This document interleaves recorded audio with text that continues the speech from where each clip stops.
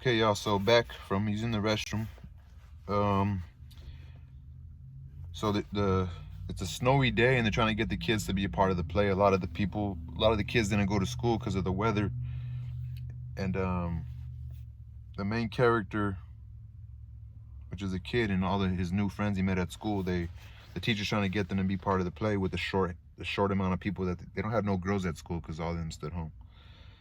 Sorry, I gotta slow down. I'm trying to get this done before it gets dark. And Cabron, chingada, everyone was laughing. Bones, Miss Violet pleaded. I thought she was going to cry. Please come down. I ain't no sissy, he snarled. You know I'm going to have to report you to the principal.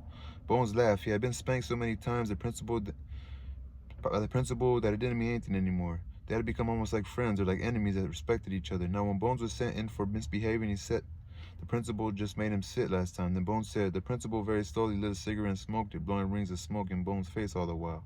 Bones liked it. I guess they both got a satisfaction out of it. When the cigarette was gone and its light crushed into the ashtray, Bones was excused. Then Bones went back to the room and told the teacher he had really gotten it this time and he promised to be a good boy and not break any rules. But 5 minutes later, he broke a rule, and of course he couldn't help it because they said his brother, who worked in the meat market, had brought Bones up on raw meat. Let me see. Let me get my flashlight. I ain't got page 5, Abel cried. His face was red and he looked sick. You don't need page 5. Your lines are on page 2, Red told him. He was very good about helping Miss Violet. I only wish I could help more, but the kids wouldn't listen to me because I wasn't big like Red, and besides, there I was stuck with my arm around Horse. Florence, by the light, tall, angelic Florence moved under the light bulb that was the star of the east. When the rest of the lights were turned off, the light bulb behind Florence would be the only light. Watch your head. Everybody ready? The 3 wise men were ready. Samuel, Florence, and the kid. Horse and I were ready. The fellows holding up the cardboard animals were ready, and Red was ready. Here they come, Miss Violet whispered. She stepped into the wings. I glanced up and saw the screaming horde of first graders rushing down the aisle to sit in the front rows. The 4th and 5th graders sat behind them. Their teachers looked at the stage and shook their heads and laughed, closing the doors behind them. The audience was all ours. I got to pee, Abel whispered. Shh, Miss Violet coaxed. Everybody quiet. She hit the light switch and the auditorium darkened. Only the star of the east shone on the stage. Miss Violet whispered for Red to begin. He stepped to the center of the stage and began his narration. The first Christmas, he announced loudly. He was a good reader. Hey, it's Red, someone in the audience shouted, and everybody giggled. I'm sure Red blushed, but he went on. He wasn't ashamed of stuff like that. I got to, Abel moaned. Lloyd began to unwrap another Tootsie Roll, and the cow he was holding teetered. The cow's moving, someone in the first row whispered. Horse glanced nervously behind me. I was afraid he would run. He was trembling. And they were led by the star of the east. And here, Red pointed to the light bulb. The kids went wild with laughter, so they journeyed that cold night until they came to the town of Bethlehem. Abel peed, Bones called from above. We turned and saw the light of the east reflecting off a golden pool at Abel's feet. Abel looked relieved. A la veca, puto, how nasty, Lloyd scoffed. He turned and spit a mouthful of chewed up Tootsie Roll, landed on Maxie, who was holding up a cardboard donkey behind us. Maxie got up cleaning himself. The donkey toppled over. Jodido, he cursed Lloyd and shoved him. Lloyd fell over his cow. You could be sued for that, he threatened from the floor.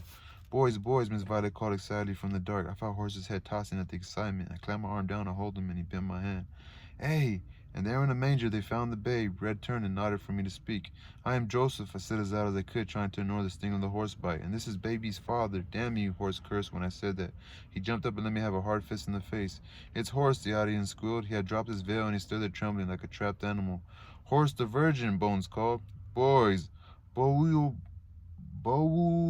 Miss Violet pleaded. And the 3 kings brought gifts to the Christ child. Red was reading very fast to try to get through the play because everything was really falling apart on stage. The audience wasn't helping either because they kept shouting, is that you, Horse, or is that you, Tony? The kid stepped up with the first gift. I bring. He looked at the script, but he couldn't read. Incense, I whispered. Get incense. I repeated. Miss Violet had rearranged Horse's robe and pushed him back to kneel by me. My eyes were watering from his blow. Incense, the kid said, and threw the crayon box we were using for incense right in the manger and busted the doll's head again. The red head just rolled out in the center of the stage near where Red stood, and he looked down at a puzzled expression on his face. Then the kid stepped back and slipped on Abel's pee. He tried to get up and run, but that only made it worse. He kept slipping and getting up and slipping and getting up, and all the while the audience had gone wild with laughter and hysteria. And the second wise man brought myrrh, Red shouted above the din. Murda, mierda, Bones cried like a monkey. I bring mirror, Samuel said. Myra, someone in the audience shouted, and all the fifth graders turned to look at a girl named Myra. All the boys said she sat on a wall at home after school and showed her panties to those who wanted to see. Hey, horse. Chingada, the horse said, working his teeth nervously. He stood up and I pushed, and he knelt again. The kid was holding on to Abel, trying to regain his footing. Abel just stood very straight and said, I had to. And the third wise man brought gold, Red shouted triumphantly. We were nearing the end. Florence stepped forward, bowed low, and handed an empty cigar box to the horse. For the virgin, he grinned. Cabron, the hearse jumped and shoved Florence across the stage, and at the same time a blood-curdling scream filled the air, and Bones came sailing through the air and landed on horse. For the Virgin, Bones cried. Florence must have hit the light bulb as he went back, because there was a pop in darkness as the light of the east went out. And that's how it was on the first Christmas, I heard Brave Red call out above the confusion and free-for-all on the stage and the howling of the audience, and the bell rang and everybody ran out shouting, Merry Christmas, chingada. In a very few moments, the auditorium was quiet. Only Red and I, Miss Violet, remained on the stage. My ears were ringing, like when I stood under the railroad bridge while a train went by overhead. For the first time since we came in, it was quiet in the auditorium. Overhead, the wind began to blow. The blizzard had not died out. What a play, Miss Violet laughed. My lord, what a play. She sat on a crate in the middle of the jumbled mess and laughed.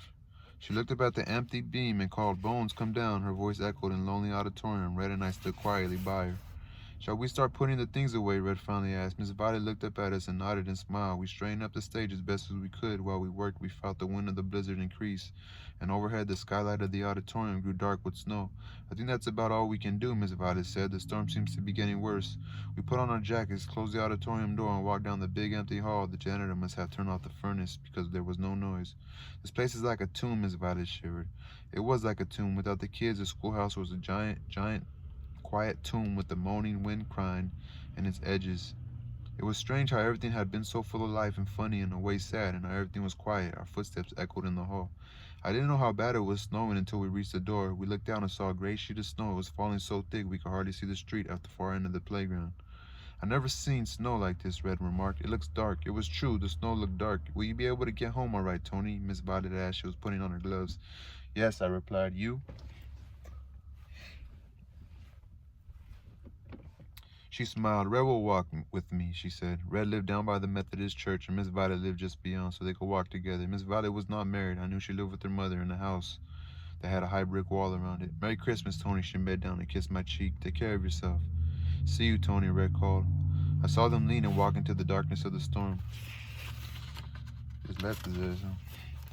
Merry Christmas, I called out after them. In just seconds, the two figures disappeared. The snow was so thick that it blurred my sight. I zipped my jacket and pulled it tight around me. I did not want to leave the alcove of the doorway. I did not want to struggle into the storm. I thought of home and my mother in Ultima, and I longed to be there in the warmth. It was not that I was afraid of the storm. I had seen the winter storms of the Llano. I knew that I was careful and I would arrive home safely. I guess it was just the darkness of it that made me hesitate.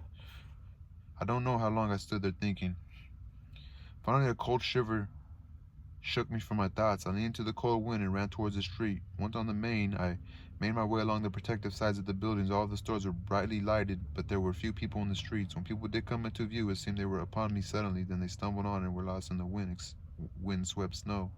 Cars moved slowly up and down the street. It was hard to believe that it was only 3 in the afternoon. It seemed rather like the midnight of a long, dark night. I turned at Ellen's Market, and the blast of wind struck me in the face. There was no protection. I thought I'd go into the store, but I remember that Andrew hadn't come to work. He was probably home, sleeping safe and warm. I buried my head in my jacket and edged my way down the sides of the buildings. I was moving carefully so as not to slip on the ice. When I passed the doors of the Longhorn Saloon, suddenly the door of the bar crashed open and 2 giant figures came hurtling out. They bumped against me as they tumbled into the street and sent me reeling against the wall. From there I watched the most savage fight I'd ever seen. That voy a matar, one of the men screamed, and I recognized the evil voice of Tenorio. My blood ran cold. They tumbled into the snow like 2 drunken bears, kicking and striking at each other, and their cries and curses filled the air. Jodido, the heavier man grunted. It was Narciso. When I recognized Tenorio, my first impulse was to run, but now I would not move. I remained frozen against the wall, watching the fearful scene. Hijo de tu chingada, pinche. Blood from their battered faces stained the snow. They dropped to their knees, clawing for each other's throats. It was only the bartender and the 2 men who followed into the street that prevented them from killing each other. Basta, basta, the bartender shouted. He grabbed Narciso and tried to pull him off Tenorio. One of the men helped him while the third got into front of Tenorio and pushed him back. Por la madre de Dios, they pleaded. I am going to kill that bastard, Tenorio screamed. You do not have the huevos, Narciso shouted. You are only good for raising putas. Ay, maldecido, Tenorio grunted and hurled himself at Narciso. The two came together again like two rams locking horns, and the bartender and the other two men had to pull with all their strength to pry them loose. Cabron, cuckold of the devil himself, who slept in your bed and left your wife fat with brujas for daughters. Narciso tottered even as the men struggled to separate them. His huge arms flew out and landed with dull, sick thuds on Tenorio's face and body. No more, no more, the bartender cried as the three men struggled and grunted to hold the two apart. Finally, Tenoro pulled away. His face was dripping with sweat and blood. He had enough. I thought I would vomit. I wanted to run away, but frightful scene held me spellbound. Borracho, puto, Tenorio called from his safer distance. When he backed away, I thought he would see me leaning against the wall, but the snow was thick and his attention was focused on Narciso. Old woman with a hot tail for gossip, Narciso retorted. Both men stood trembling with rage, but they would not clash again. I think they both realized that a second encounter would mean death to one of them. The three men do not have to hold them anymore. It is not gossip that another of my daughters is sick, Tenorio shouted, and she too will die, like the first one. It is because of the old witch Ultima from Las Pasturas. It isn't true I wanted to shout, but my voice stifled in my throat. The wind snapped around us and flung our words away. It was your daughters who started the evil, Narciso retorted. If you seek to do evil to La Grande, I will cut your heart out. We shall see, Tenorio sneered and backed away with a parting, threatening gesture. I shall find a way to get to the bruja, and if you get in my way, I will kill you. He stumbled across the wind-swept street to his truck. Ay que diablo, Narciso cursed. He is up to no good. The other men shrugged and shivered in the cold. Only words. Forget this bad thing before it gets you in trouble with the sheriff. Come and have a drink. They were relieved the fight was over, and wet and shivering, they moved back into the bar. That devil was up to evil. I must warn La Grande, Narciso muttered. It is nothing, the bartender called from the door. Come in before you freeze out there. I'll buy you a drink. Narciso waved them off, and the door closed. He stood and watched Tenorio's truck pull away and disappear in the blinding snow. I must warn La Grande, Narciso repeated, but in the storm I cannot go to Mares. I was trembling from fright, but now the nausea had left me. I was covered with snow and wet, but my face and forehead felt hot. Like Narciso, I was now concerned with Ultima's safety. I thought that no man in his right mind would take on Narciso's brute strength, but Tenorio had, and so he must be desperate because of what was happening to his daughter. I was about to approach Narciso to tell him I was going home and would warn Ultima, but he stumbled off into the snow and I heard him mumble, I will go to Andrew. I thought Andrew was at home, but Narciso set off down the street in the direction of the river. If Andrew wasn't in town, he would be at Alan's store or at the 8-ball shooting pool. Concerned for Ultima's safety and feverish with the cold, I struggled to keep up with him because in the thick snow, a person quickly disappeared from sight. I followed the stumbling figure ahead of me, and between the blasts of wind, I could hear him talk to himself about Tenorio's threat and how he would warn Andrew. He turned on the church road and went towards the bridge, and I believed that his intentions were to go to my father's house anyway. When he came to Rosie's house, he paused at the snow-laden gate of the picket fence. A single red light bulb shone at the porch door. It seemed like a beacon of warmth dividing weary travelers in from the storm. The shades of the windows were drawn, but light shone through them, and from somewhere in the house, a faint melody seeped out and was lost in the wind. Cabronas putas, Narciso mumbled and walked up the path. The snow quickly covered his footprints. I did not know why he would pause here while delivering such an important message. I did not know what to do. I had to get home before the storm got any worse, but something held me at the gate of the evil woman. Narciso was already pounding at the door and shouting to be let in. Without thinking, I ran up and walked around the side of the porch. I peered over the porch wall and through the screen. The door opened and a crack of light illuminated Narciso's face. His face was puffed and bloody from the fight, and wet snow made the blood run in trickles down his face. He would have frightened anyone, and he did. The woman who opened the door screamed. Narciso, what happened? She cried. Let me in. Narciso roared and pushed out the door, but it was held by a chain inside and would not budge. I got like 12 pages left. You are drunk or mad or both, the woman shouted. You know I only allow gentlemen to visit my girls. Her face was painted red, and when she smiled at Narciso, her teeth were shiny white. Her sweet perfume wafted through the open door and mixed with the music from within. I could hear laughter inside. Something told me to flee the house of the naked woman, and another thought whispered for me to stay and know the awful truth. I felt paralyzed. I did not come for pleasure, whore, Narciso roared. I have to see Mares. Is he here? My ears seemed to explode with a ringing noise.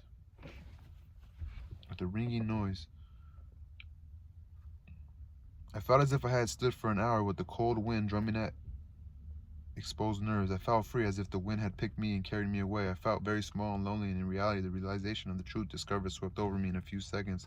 Which Mares? I heard the woman cry, and now her laughter was echoed by a burst of laughter from within. Don't play games with me, whore, Narciso shouted. Call Mares. He reached through the opening and would have grabbed her if she had not jumped back. Okay, I heard her shout. Andres, Andrew. I did not want to accept the knowledge of her words, but I did. I think I knew now that I followed Narciso, and I stood with the wind whipping on my back because I had expected to hear my brother's name called. For a while I had even dreaded that Modest at the house of the sinful woman might be my father, because I remembered the way he and Serrano had whispered jokes about the women here when the bull was humped over the cow. Andrew, the wind seemed to taunt me with the name, my brother. I felt very feverish now. I felt weak and useless. I remembered the day my brothers left for the big city, how they shouted about coming here before they left, and Andrew always lingering here, not telling my mother who his girl was, all seemed to fit. I remember in my dream, Andrew had said that he would not enter the house of the naked woman until I had lost my innocence. Had already lost my innocence, how? I had seen Lupito murdered, had seen Ultima cure.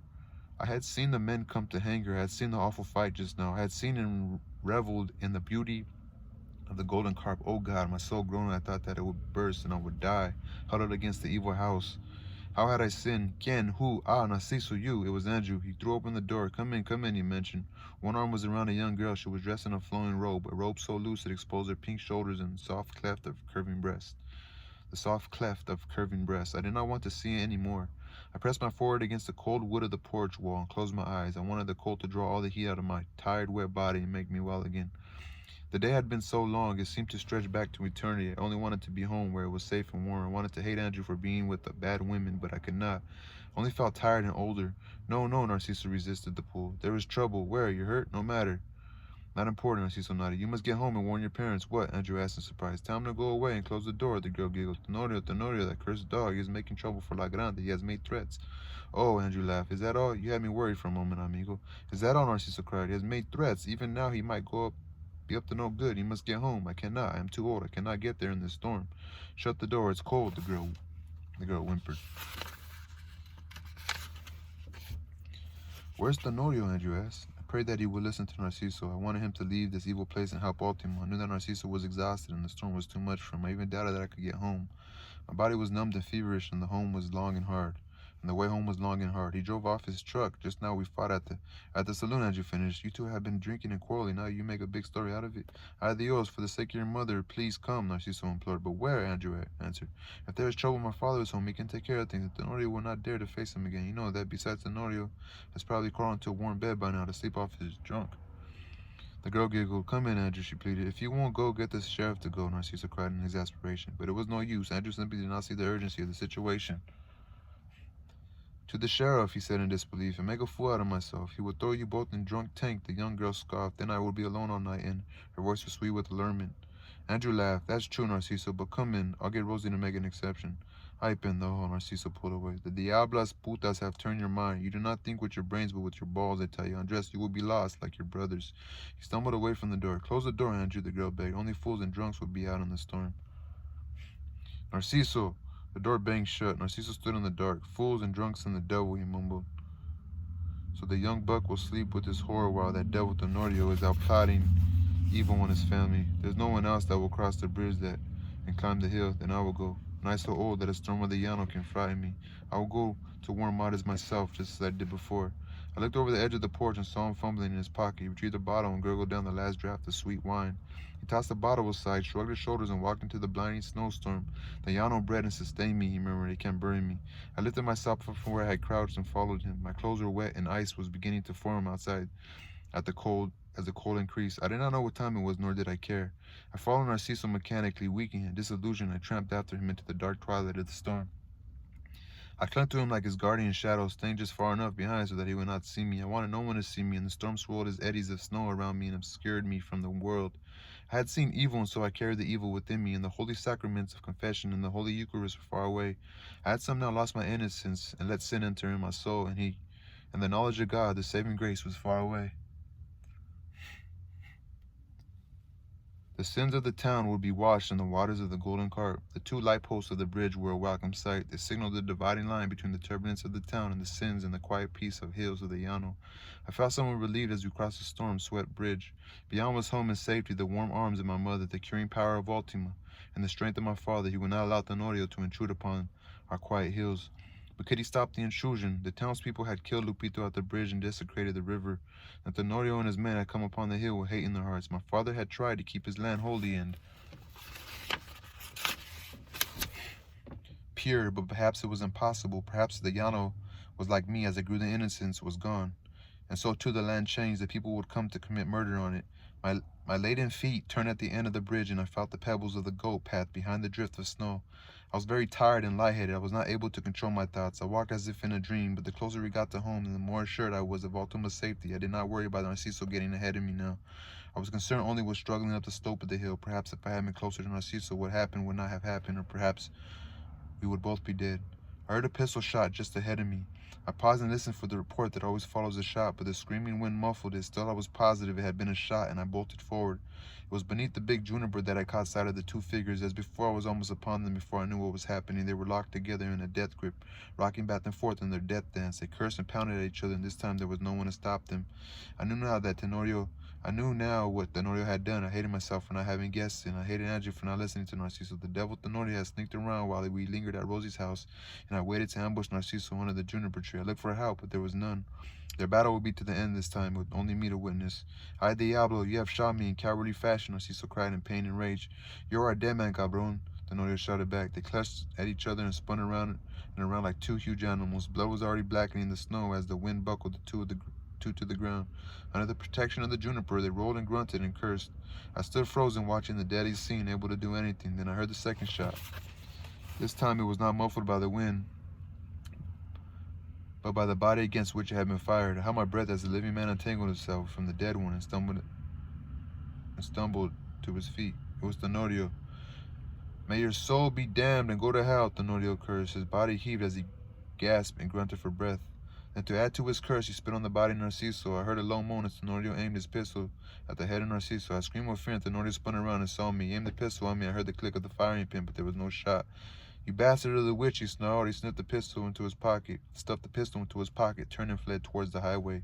For some time I did not move. I could not believe I was alive. I could not believe I was dreaming a frightful nightmare. Then a moan from the dying man came. Then the moan from the dying man called me, and I walked to Narciso and out at his side. It was peaceful under the juniper tree. The snow continued to fall dense and heavy, but the wind was still. The tree's huge, dark branches offered protection like a confessional. I looked down at the bloody face of Narciso and almost felt relieved of the terrible tension my fevered body had carried for so many hours. He seemed asleep. Snow covered the huge brown mustached face. I brushed some of the snow away and his eyelids fluttered. Narciso heard myself say faintly, "Hijo," he murmured. I slid my hand under his head and whispered, "Are you dead?" He smiled faintly. His eyelids fluttered open. I saw a glaze in his eyes that I had never seen before. Blood trickles from the corner of his mouth, and when his huge hand moved from his chest, I saw that he had been clutching the wound from the bullet. A warm, pulsating stream of blood wet his jacket in the snow. He made the sign of the cross, leaving dabs of blood where he touched his forehead, his chest, and the sides. "Muchacho," his hoarse voice whispered, "I need confession. I am dying." I shook my head in desperation. There would be no time to go for the priest. I couldn't make it back across the bridge back to town, to the church. My cheeks did not feel warm. Salty tears that began flowing down and splattering on his bloodied face. "I'm not a priest," I said. I felt his body jerk and stiffen. He was dying. "Ultima," his voice was very faint, dying. "There is not time," I whispered. "Then pray for me," he said weakly, and closed his eyes. "You are pure of heart." I knew I had to pray. I had to pray in act of contrition for his departing soul, like I prayed for Lupita, but I had not held Lupita while his body went cold. I had not bloodied my hands with his life's blood. I looked at the wound on the chest and saw the blood stop flowing. Rage and protest filled me. I wanted to cry out into the storm that it was not fair that for Narciso died for doing good, that it was not fair for a mere boy to be at the dying of a man. "Confess me." I placed my ear to his mouth and heard his mumbled confession. I felt the tears running down, flooding my eyes and blinding me, flowing in the corners of my mouth, and I felt great sobs choking in my throat, trying to get loose. "Thank you, Father, I will sin no more." I prayed, "Oh my God, I am sorry for all my sins, not because I dread the fires of hell, because they displease you, Lord, who art all good and deserving of all my love and will thy help. I will sin no more." Then I made the sign of the cross over him. "It is good to die on the hill of the Llano, beneath the juniper," were his last words. I felt his last intake of air and the moan as he breathed for the last time. I slid my hand from under his head and the sobs came. I knelt by his side for a long time, crying, thinking of all that had happened. And when the crying had cleansed my soul of the great weight of pity, I got up and ran home. I felt very weak and sick by the time I burst into my mother's kitchen. "Antonia," my mother cried. I rushed into her warm arms and was safe. "Ay, Jesus, Maria, y Jose, where have you been?" I heard my father ask from the chair. "School's been out a long time," it was Deborah teasing. I think I started laughing or crying because my mother looked at me strangely and found my forehead. "Your clothes are wet, and you have a fever." Then I felt Ultima's hand on mine. "Sangre," she whispered. It was the blood of Narciso on my hands.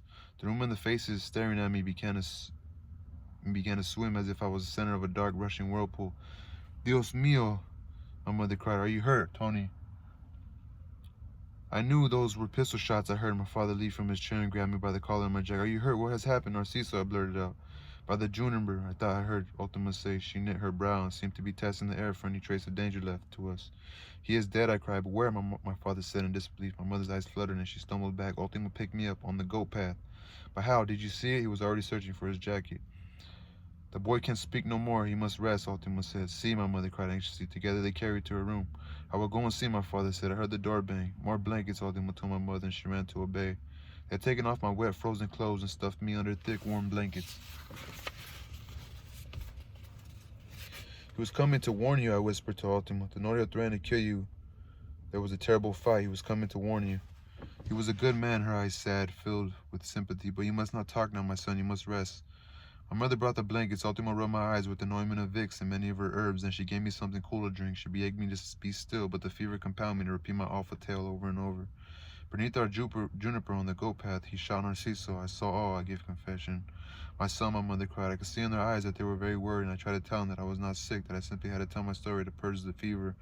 Over and over I shouted at the scene of the murder. Then the cold spells came, and I shivered with the cold that could not be thawed by the warmth of the blankets. Late in the afternoon, I alternated between the burning fever and the shivering cold. Soon I lost track of time.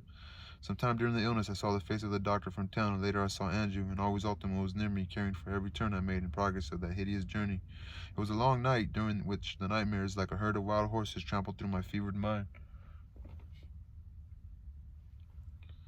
I saw Andrew and the young girl from Rosie's. They held each other and danced while Narcissa pounded at the cold door. She was naked, and her long flowing hair enveloped Andrew and kept him from helping Narciso. She pulled Andrew away, and he followed her into the frightful fires of hell. Andrew, I cried. I struggled desperately to help him, but I could not move beneath the heavy blankets. God forgive him, I screamed. From the dancing flames there issued a thunderous voice. I am not God of forgiveness, the voice roared. Hear me, I begged. I hear no one who has not communed with me, God answered. Your brother has sinned with the whores, and so I condemn him to hell for eternity. No, I pleaded, hear me, and I shall be your priest. I can have no priest who has golden idols before him, God answered, and the flames roared and consumed everything. In the crackling, frolicking flames, I saw the face of Narciso. His face was bloody and his eyes dark with death. Forgive Narciso, I cried to God. I will. The terrible voice responded, if you also ask me to forgive Tenorio. But Tenorio murdered Narciso. Tenorio did evil. A loud plea of laughter boomed and rang out in the valley of flames. It rolled in clouds of dark smoke like the thunder of summer thunderstorms. I will forgive Tenorio, a voice called.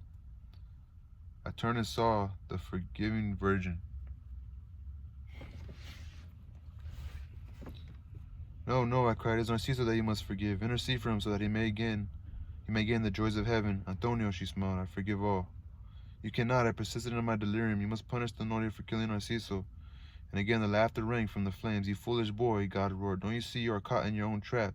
You would have a God who forgives all, but when it comes to your own personal whims, you seek punishment for your vengeance.